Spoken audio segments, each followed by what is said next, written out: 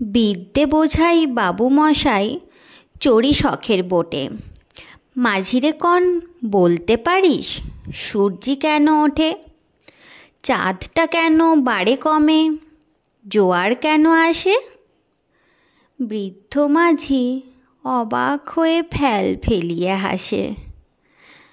বাবু বলেন, সারা জনম মরলি রে তুই খাটি, জ্ঞান বিনা তোর জীবনটা যে চারি আনাই মাটি।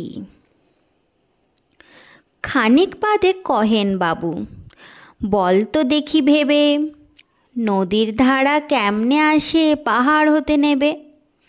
বল তো কেন লবণ পোড়া সাগর ভরা পানি?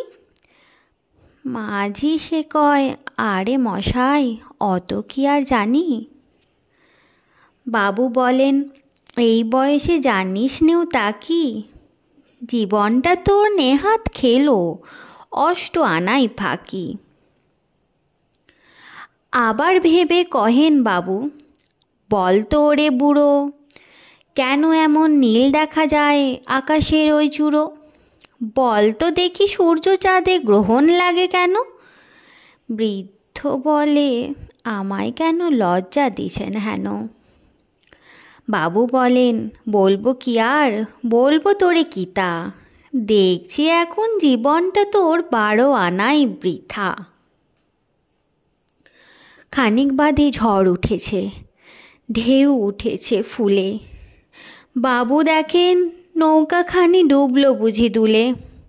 মাঝিরে কন, এ কি আপদ, ওরে ও ভাই মাঝি, ডুবলো নাকি নৌকা এবার, মরবো নাকি আজি? মাঝি শুধায়, সাঁতার জানো? মাথা নাড়েন বাবু। মূর্খ মাঝি বলে, মশাই এখন কেন কাবু?